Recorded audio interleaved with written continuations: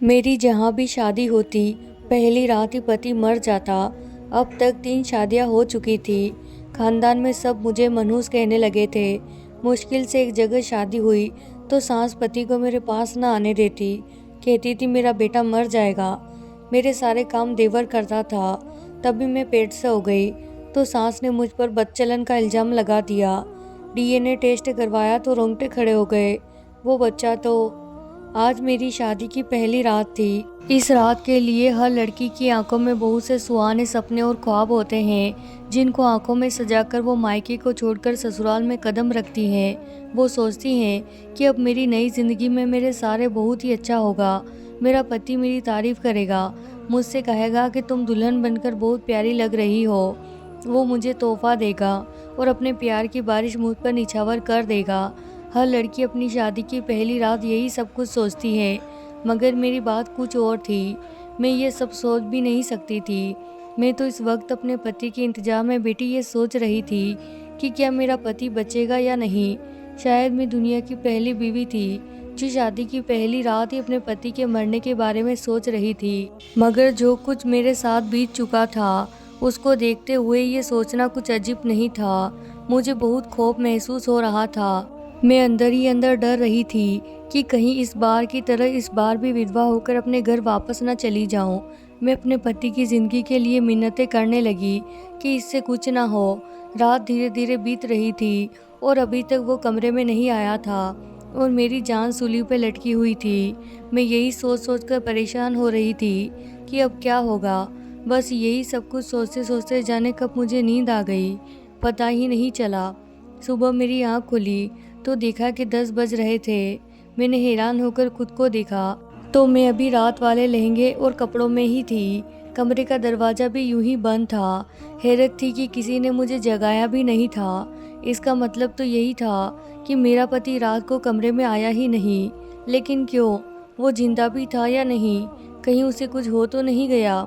ये सोचते हुए मेरी जान निकलने लगी और मैं भागती हुई कमरे से बाहर गई कि देख सकूं कि क्या माजरा है। इस घर में शायद देर तक सोने का रिवाज था, क्योंकि बाहर तो दिन के 10 बज रहे थे और सन्नाटा छाया हुआ था। हर कोई अपने कमरे में था। मुझे समझ नहीं आई कि अपने पति के बारे में किससे पूछूं, किसके कमरे का दरवाज़ा खटखटाऊं। इतने में मेरी सास किचन से आती हुई नजर आई। उनके हाथ में चाय का कप था। शायद वो अपने लिए चाय बनाने गई थी। मुझे देखकर कहने लगी, तुम अभी तक रात वाले कपड़ों में ही हो, तुमने कपड़े क्यों नहीं बदले? मैंने झिझक कर अपने पति का नाम लिया और उनके बारे में पूछा कि रोहित कहाँ है। तो मेरी सास को यह सुनकर गुस्सा आ गया और कहने लगी कि खबरदार, आज के बाद तुम मेरे बेटे का नाम अपनी जबान पर भी लाई। तुम्हें इसे पति कहने का कोई भी हक नहीं है। यूँ समझो कि तुम इसकी बीवी नहीं हो। तुम जैसी मनहूस औरत को मैं अपना बेटा हरगिज नहीं सौंप सकती। मेरा बेटा तुम्हारे साथ नहीं रहेगा। तुम क्या चाहती हो, मैं इसे तुम्हारे हवाले कर दूं ताकि वो मौत की नींद सो जाए? ये सब बातें सुनकर मेरा दिल बहुत बुरी तरह दुखा और मैं रोते हुए अपने कमरे में आ गई। मैंने तो अभी तक अपने पति को जी भर कर भी नहीं देखा था। सिर्फ शादी के वक्त ही इसकी थोड़ी सी झलक देखी थी और मेरे दिल में इसके लिए मोहब्बत जाग गई थी।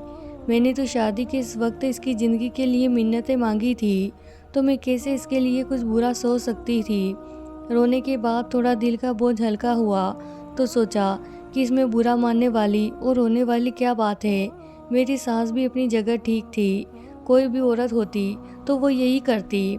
ये रोते हुए अपने गहने उतार रही थी कि मेरे कमरे में कोई आया। मैंने चौंक कर देखा तो मेरी उम्र का एक नौजवान लड़का था, लेकिन वो मेरा पति नहीं था। वो मुझे नमस्ते करके कहने लगा कि भाभी, मैं आपका देवर हूँ, रोहित का छोटा भाई हूँ। अभी मैं अपनी मम्मी को आपसे बात करते हुए सुना।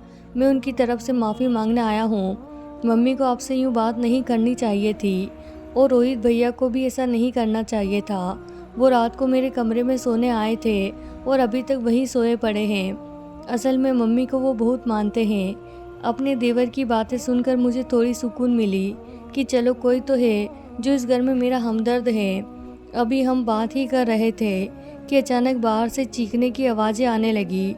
कोई मेरे पति का नाम लेकर चीख रहा था कि रोहित को कुछ हो गया है। मेरे हाथ पांव भी सुन्न हो गए। मैं दंग रह गई। क्या फिर से मेरी तकदीर मेरे साथ कोई भयानक खेल खेलने लगी थी? मेरा देवर मुझे वहीं छोड़कर जल्दी से भागकर बाहर गया। मैं सोचने लगी कि क्या फिर से चौथी बार मैं विधवा होने जा रही हूँ?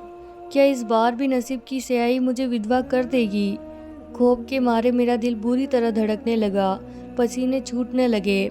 मेरा दिल चाहा कि बाहर जाकर देखूं क्या हुआ है, मगर हिम्मत ना हुई। मैं वहीं कमरे में अपने पति के लिए प्रार्थना करने लगी। मेरा नाम सीमा है। मैं एक खुशहाल घराने से ताल्लुक़ रखती हूँ। 4 भाइयों की इकलौती और लाडली बहन होने के साथ साथ मैं अपने माँ बाप की आंखों की तारा भी हूँ। मेरे पापा शहर के जाने माने बिजनेसमैन थे। मेरा बचपन बहुत अच्छा गुजरा, जैसे कि कोई भी चाहता है। मेरी ख्वाहिश को लबों तक आने से पहले ही पूरा कर दिया जाता था। मेरे पापा और मेरे भाई मुझ पर जान छिड़कते थे। जो चीज़ भी मांगती थी, चाहे वो दुनिया के दूसरे ही कोने में क्यों ना हो, मेरे पापा मुझे लाकर देते थे। वो मुझे अपनी खुशकिस्मती की चाबी कहते थे।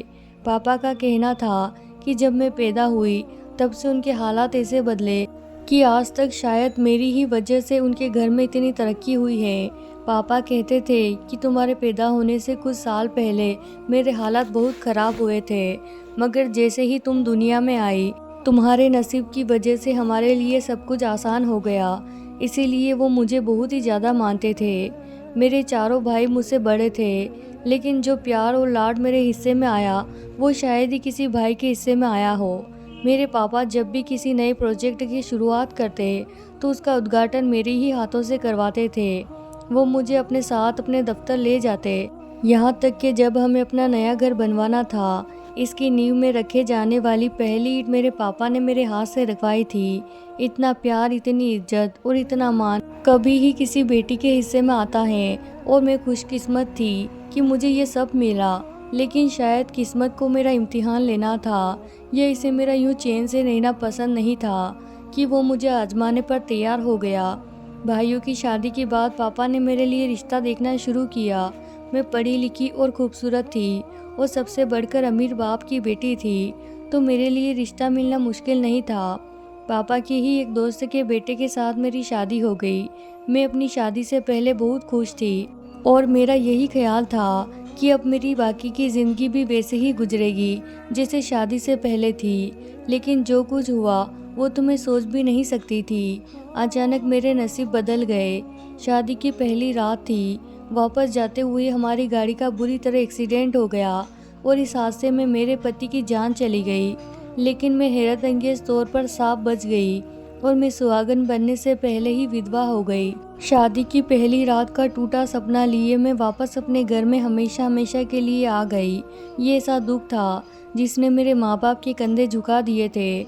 वो एकदम से बूढ़े लगने लगे थे, क्योंकि जवान बेटी वापस घर आ जाए तो बाप वक्त से पहले ही बूढ़ा हो जाता है। मेरा तो बहुत ही बुरा हाल था। मेरी ज़िंदगी शुरू होने से पहले ही ख़त्म हो गई थी। ज़िंदगी एक नई शुरुआत रखने जा रही थी, लेकिन शुरू होने से पहले ही ख़त्म हो गई। मैंने बड़ी मुश्किल से खुद को संभाला, वरना ये गम ऐसा नहीं था कि मैं आसानी से संभल जाती। मेरी शादी को कुछ ही घंटे हुए थे और मेरा अपने पति से कोई मोहब्बत का रिश्ता नहीं था, लेकिन था तो वो मेरा पति ही। और ये भी कड़वा सच था कि अब मैं विधवा हो चुकी थी। कुछ ही दिन गुजरा कि बड़े भाई और भाभीयों का रवैया मुझसे बदलने लगा। बड़ी भाभी तो बात बात पर मुझसे लड़ने और झगड़ने के बहाने ढूंढने लगी थी। फिर वही हुआ जो वो चाहती थी। वो बड़े भाई को लेकर अलग हो गई। इसकी देखा देखी छोटी भाभी के भी पर निकलने लगे और वो भी ऐसा ही चाहने लगी कि वो भी एक अलग घर की मालकिन हो। शायद इन दोनों को बर्दाश्त नहीं होता था कि इनके पति यानी मेरे भाई हर वक्त मुझे दिलासा देने में लगे रहते थे। पापा ने फसाद से बचने की खातिर सब भाइयों को अलग अलग कर दिया ताकि कल को मैं इनमें फूट ना पड़े। मैं अपने माँ बाप के साथ अलग हो गई। मेरे भाई मेरे पास आते थे और मेरा हालचाल पूछते थे, और यह बात कि मैं विधवा रहूं भाइयों को पसंद नहीं आती थी। आखिर पापा ने 1 साल के बाद मेरी दूसरी शादी का फैसला किया। इस बार भी पापा ने अपने जैसे लोगों में मेरा रिश्ता तय किया था। इन लोगों को मेरे पहले शादी के बारे में मालूम था, मगर इन्हें कोई एतराज़ नहीं था। एक बार फिर से मैं दुल्हन बनी और आंखों में ख्वाब सजाए अपने मायके से ससुराल गई। लेकिन मैं क्या जानती थी कि अब भी मेरे नसीब में अभागी लिख दी गई है, क्योंकि मेरा दूसरा पति भी शादी की पहली रात ही मर गया। वो मेरे कमरे में आने से पहले ही अपनी जान की बाजी हार गया था। मालूम हुआ कि शायद इसे दिल का दौरा पड़ा है, इसीलिए वो इस दुनिया को छोड़कर चला गया है। मैं दूसरी बार विधवा हुई तो लोगों की जुबानें खुल गई कि मुझे मनहूस कहने लगे और मुझसे पीछा छुड़वाने लगे। यहाँ तक कि मेरे अपने खानदान के लोगों ने मेरा दिल बहुत ही ज़्यादा दुखाया। वो समझते थे कि शायद ये मेरी ही बदकिस्मती है जो मैं अपने पति को रास नहीं आती और वो शादी की पहली रात ही मर जाते हैं, जबकि इसमें मेरा क्या कसूर था। कौन चाहता है कि वो विधवा हो जाए? मैं भी ऐसा नहीं चाहती थी, लेकिन जो भी हुआ इसमें सब मुझे ही कसूरवार ठहरा रहे थे और मुझे ताने देते थे। पापा ने अब की बार मेरी तीसरी शादी एक गरीब खानदान में की। वो लोग मेरे बारे में सब जानते थे, लेकिन मेरी दौलत के लालच में उन्होंने इस रिश्ते को मंजूर कर लिया। इस बार मेरे पापा ने ज़्यादा लोगों को पता ही नहीं चलने दिया कि मेरी तीसरी शादी कर रहे हैं। सिर्फ मेरे घर वाले ही शादी में मौजूद थे। मेरा ये पति मुझसे उम्र में 10 साल बड़ा था और वो एक गरीब घराने से था, लेकिन फिर भी मेरे पापा ने मुझे ब्याह दिया क्योंकि वो चाहते थे कि मेरा घर बस जाए। शायद अब की बार मैं सुहागन बन जाऊं। मैं अंदर से बहुत डरी हुई थी कि जाने अब की बार क्या होगा। मैं ये नहीं मानती थी कि मैं मनहूस हूँ। मेरा ये ख्याल था कि हर इंसान की मौत उसके तय वक्त पर ही होती है, और अब अगर मेरे पहले और दूसरे पति अपनी जान की बाजी हार गए तो भला इसमें मेरी तकदीर का क्या कसूर है। लेकिन जब तीसरी बार भी मेरे साथ यही हुआ तो मैं भी ये सोचने पर मजबूर हो गई कि शायद वो लोग जो मेरे बारे में समझते थे वो सब मेरे बारे में कह रहे हैं वो ठीक है, क्योंकि तीसरी बार भी मेरा पति शादी की रात ही मर गया था और मैं तीसरी बार भी विधवा हो गई थी। यह खबर जंगल की आग की तरफ फैल गई। लोग हमदर्दी के बहाने मेरे जख्मों पर नमक छिड़कते थे। अब खानदान वालों ने हमारे घर आना ही छोड़ दिया था, यहाँ तक कि वो हमें शादी ब्याह में भी बुलाना छोड़ दिए थे। मेरी भाभी मुझे बच्चों के पास ना आने देती कि कहीं मेरी मनहूसी इनके बच्चों को ही नुकसान न पहुँचा दे। मेरे पापा को मेरी वजह से 2 हार्ट अटैक हो चुके थे और मैं नहीं चाहती थी कि इनको कोई तकलीफ़ पहुँचे। इसीलिए मैंने इन्हें साफ साफ कह दिया कि अब आपको मेरे बारे में परेशान होने की ज़रूरत नहीं है। मैं अब शादी ही नहीं करूँगी। दिन ब दिन यूं ही गुजर गए और मैं अपनी ज़िंदगी में व्यस्त हो गई। मैंने खुद को किताबों में और पढ़ाई में व्यस्त कर लिया ताकि मैं किसी काबिल बन सकूं। मैं अपनी ज़िंदगी से शादी का नाम ही निकाल चुकी थी।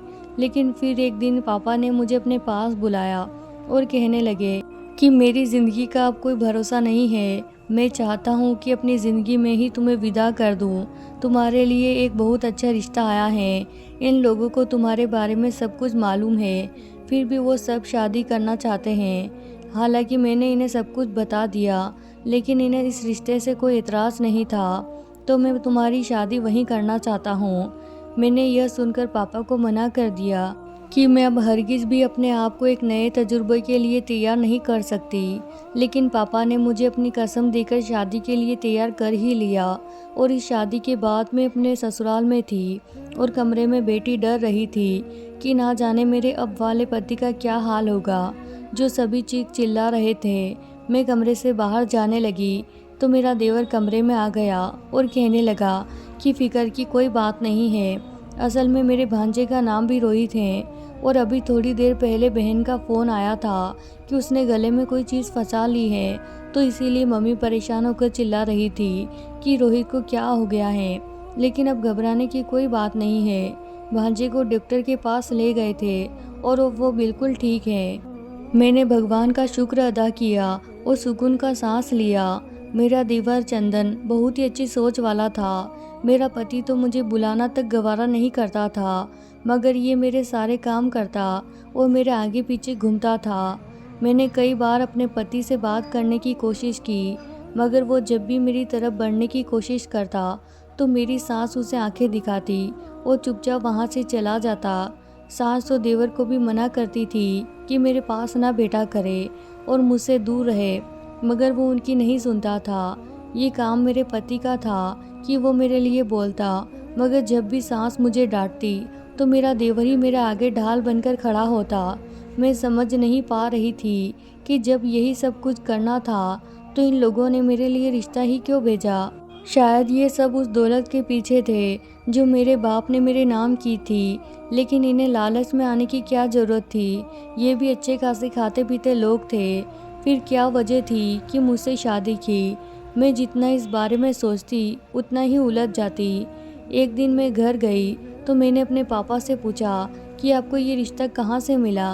तो पापा कहने लगे कि एक दोस्त ने ही इन लोगों के बारे में बताया था। इनके बड़े बेटे ने शायद तुम्हें कहीं देख लिया था और वह तुम्हें पसंद करता था, इसीलिए रिश्ता तुम्हारे लिए भेजा है। ये सुनकर तो मैं हक्का बक्का रह गई कि ये क्या चक्कर है। मेरे पति रोहित ने इसीलिए रिश्ता मेरे घर भेजा था कि वो मुझे पसंद करता था, लेकिन शादी के बाद अब तक एक भी दिन मुझे ऐसा नहीं लगा कि इसने मुझे पसंद की शादी की हो। यहाँ तक कि वो तो मुझे देखना भी गवारा नहीं करता था। मेरा शक और गहरा होने लगा कि वाकई में कोई तो ऐसी ज़रूर बात थी, वरना जानते बुझते मुझसे शादी करना कोई मामूली बात तो नहीं थी। मैंने अपने पति की हरकतों पर नज़र रखनी शुरू कर दी थी कि शायद इस तरह वो राज मुझे मालूम कर सकूं, जिसकी वजह से मैं इस घर में थी। एक दिन मैंने अपने प्रॉपर्टी के कागजात उसको देते हुए कहा कि ये मैं तुम्हारे नाम कर देती हूँ। वो कहने लगा कि तुम्हारी जायदाद है, इसको अपने पास ही रखो तो बेहतर है। इससे ये बात तो साफ हो गई कि इस दौलत का कोई लालच नहीं था। फिर क्या वजह थी। इन्हों दिनों मेरी सास का रवैया मुझसे बहुत ही कठोर हो गया। मुझसे घर के सारे काम करवाने लगी, यहाँ तक कि खाना भी ना देती। मेरा पति और देवर तो सारा दिन काम पर होते थे। उन्हें नहीं मालूम होता था कि मेरे साथ क्या हो रहा है। पति का तो पता नहीं, लेकिन अगर मेरे देवर को ये पता चलता तो वो अपनी माँ से लड़ता और झगड़ता, इसीलिए मैंने उसे कुछ नहीं बताया। एक दिन छुट्टी थी और मैं सबके लिए चाय बना रही थी। अचानक मुझे चक्कर आया और मैं गिरकर बेहोश हो गई। होश आया तो मैंने खुद को अस्पताल में पाया। बाकी सब भी मेरे पास थे और एक अलग ही तमाशा लगा हुआ था। मैं समझ नहीं पा रही थी कि क्या बात है। मेरी सास मेरी तरफ देखकर कहने लगी कि तुम पतियों को रास नहीं आती हो, ये तो हम जानते ही थे, मगर बदकिरदार भी हो ये नहीं मालूम था। मैं तो अपने बेटे को तुम्हारे करीब तक नहीं आने देती थी, तो फिर तुम प्रेग्नेंट कैसे हो गई। यह सुनकर मेरे ऊपर जैसे कमरे की छत गिरी। मैंने घबराकर कहा कि ये आप क्या कह रही हैं, ऐसी तो कोई बात नहीं है। मैं गर्भवती कैसे हो सकती हूँ, ऐसा कैसे मुमकिन है। सास ने रिपोर्ट मेरे तरफ फेंक कर कहा कि ये देख लो, रिपोर्ट तो गलत नहीं कह रही है ना। हम तुम्हें यहाँ लाए क्योंकि तुम घर में बेहोश हो गई थी और यहाँ पर तुम्हारे टेस्ट किए तो डॉक्टर ने ये खबर सुनाई। अब तुम ही बताओ कि इस बच्चे का बाप कौन है। मेरे किरदार पर इतना बड़ा इल्ज़ाम लगा था कि मेरे तो रंग ही उड़ गए थे। ऐसा तो कुछ भी नहीं था। तभी मैंने अपने पति को बोलते सुना। वो कह रहा था कि अम्मी बस करे, मैंने आपको कहा भी है कि ऐसा कुछ नहीं है, ज़रूर ये रिपोर्ट झूठी है। वो ज़िंदगी में पहली बार मेरे लिए बोल रहा था। मेरा देवर भी वही मौजूद था, लेकिन आज वो बिल्कुल चुप था। उसकी इस चुप्पी से मुझे बहुत बुरी लग रही थी। उसे मेरे किरदार की गवाही देनी चाहिए थी। मेरी सास कहने लगी कि नहीं, मुझे तो अभी ये जानना है कि ये किसका बच्चा है, डीएनए टेस्ट करवाओ। अचानक मेरा पति चीख कर बोला कि अब बस बहुत हो गया। मैं अब तक आपकी सारी बातें खामोशी से मानता आया हूँ, लेकिन अपनी बीवी के किरदार पर मैं उंगली भी बर्दाश्त नहीं कर सकता। आप इसे मैनूस कह रही हैं, जबकि आप तो ये तक नहीं जानती कि इसकी ज़िंदगी उजाड़ने के पीछे आपके अपने ही बेटे का हाथ है। ये आपका छोटा बेटा एक दिमागी मरीज है। सीमा के पहले तीनों पतियों की मौत का जिम्मेदार भी यही है। मैंने इसकी डायरी पढ़ी तो ये मालूम हुआ कि ये सीमा के ही कॉलेज में पढ़ता था और इसी के लिए जुनूनी है, जबकि वो तो इसको जानती तक नहीं। और अपने इसी पागलपन में इसने सीमा के तीनों पतियों की जान ले ली ताकि वो इसे अपना बना सके। ये सब मैंने इसकी डायरी में कुछ साल पहले पढ़ा और मैं पढ़कर यकीन नहीं कर पाया कि यह इस हद तक पागल हो चुका है।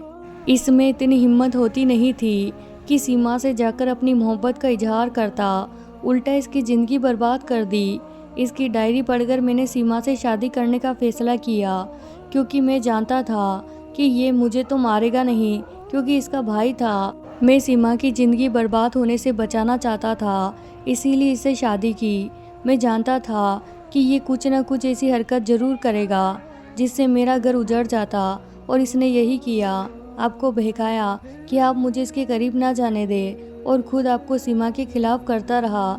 मुझे यकीन है कि ये रिपोर्ट भी इसी ने बनवाई होगी ताकि मैं गुस्से में आकर अपनी बीवी को बदकिरदार कह दूं और उसे तलाक दे दूं। इसने अपना इमेज सीमा की नज़रों में पहले ही अच्छा बना लिया था, तो ये बाद में इसे अपनी ज़िंदगी में शामिल कर लेता। ये सब सुनकर हमने देवर की तरफ देखा, जिसके होशो हवास खो गए थे। वो चीखते हुए कहने लगा कि हाँ, मैंने ही यह सब कुछ किया है। मैं सीमा को कॉलेज के ज़माने से जानता हूँ, मगर इसे कभी ये कहने की हिम्मत नहीं कर पाया। फिर मुझे इसकी शादी का पता चला तो मैं ये बर्दाश्त नहीं कर पाया कि इसे किसी का होने दो। इसीलिए जब भी इसकी शादी होती तो मैं इसके पति को इसके कमरे तक पहुंचने से पहले ही मार देता था, मगर आप मेरे भाई थे, इसीलिए आप बच गए। चले, अब तो आपको सब कुछ पता चल ही गया ना। जल्दी से सीमा को तलाक दे, वरना मैं अब की बार आपका भी लिहाज नहीं करूँगा। इस वक्त वो बिल्कुल जुनूनी और पागल लग रहा था। मेरा पति कहने लगा कि मैं अब तक तुम्हें भाई समझकर जेल भिजवाने की हिम्मत नहीं कर सका, मगर तुम इस साइको मरीज हो गए हो और तुम्हारा दिमाग दुरुस्त करने का यही हाल है कि तुम्हें तुम्हारी गलतियों की सज़ा मिले। मेरे पति ने पुलिस को फ़ोन कर दिया और अपने भाई को उनके हवाले कर दिया। इस सब से निपटने के बाद मुझसे कहने लगा कि मुझे माफ़ कर दो, इतने दिन तक मैंने अपना कर्तव्य नहीं निभाया। मैं बस यही चाहता था कि किसी तरह अपने भाई को इस घर से दूर भेज दूँ ताकि हम दोनों अपनी ज़िंदगी सुकून से शुरू कर सके। इसीलिए मैं इतने दिन खामोश रहा। मैंने पति को माफ़ कर दिया। मेरे देवर को मेंटल अस्पताल में दाखिल कर दिया गया क्योंकि उसकी दिमागी हालत बहुत ही ख़राब हो गई थी। डॉक्टर बताते थे कि वो सब भूल गया है, मगर आज भी उसे मेरा नाम याद है। मैं उसके लिए प्रार्थना भी करना चाहती तो नहीं कर पाती थी, लेकिन अब मैं खुश थी कि मेरी ज़िंदगी अब एक नई डगर पर आ चुकी है और मैं एक सुकून और खुशियों भरी ज़िंदगी गुजार रही हूँ। आखिरकार मेरे नसीब फिर से रोशन हो ही गए। तो प्यारे दोस्तों, ये थी हमारी आज की कहानी। उम्मीद करती हूँ आपको कहानी पसंद आई होगी। अगर कहानी पसंद आई हो तो इसे ज़रूर लाइक कीजिए। साथ ही अगर आप हमारे चैनल पर नए हैं तो इसे सब्सक्राइब करना बिल्कुल ना भूलें। धन्यवाद दोस्तों।